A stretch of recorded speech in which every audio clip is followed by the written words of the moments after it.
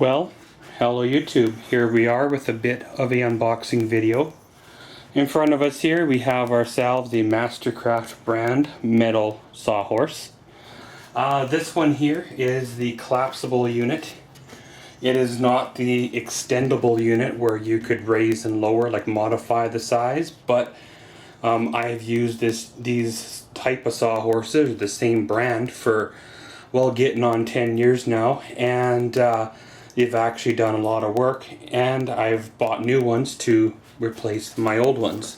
So let's give her a unboxing and we'll see what she looks like, and then give her a run through on the specs.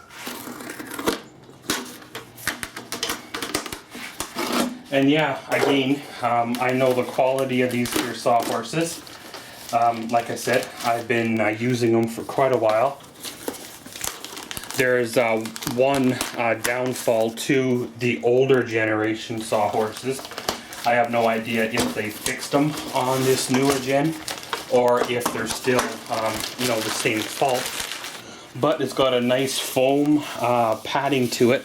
So if you're, woodworking or sanding something down, it's not gouging the work surface.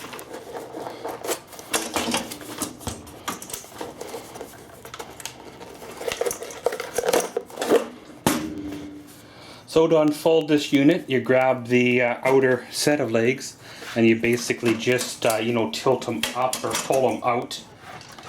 And it's similar to them tables you'd find in school and such, with that little center piece that pops out, and then, the center piece on the legs as well. Basically, you give the legs a spread, then the center piece locks, and then away you go. Basically like that. Now what I found on the older sawhorses, after whatever it's been 10 or so years of use, this joint right here, the lock, starts to get worn or whatever, then it wants to collapse on you.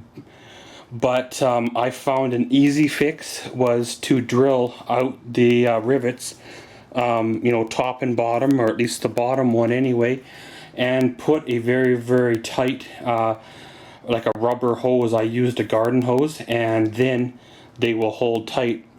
But sometimes the hose itself is hard to slide back to, lock it down or fold it up. So it's kind of a, catch-22 there. So pretty much, let's take this baby outside and, well, see what it can do. Okay guys, so pretty much as you see there, got the sawhorses set up outside. I got an old square body 1980 Chevy tailgate on her, which I don't know, probably weighs 80 pounds or something, or more, with all the rust in it. And well, obviously they're not shaky or nothing like that. They're quite stout, compared to some of the others. So what we got here is a heavy-duty steel frame, supports up to 300 pounds. Of course, I wouldn't recommend using these for scaffolding, but with the 300-pound weight limit, I'm sure people have tried.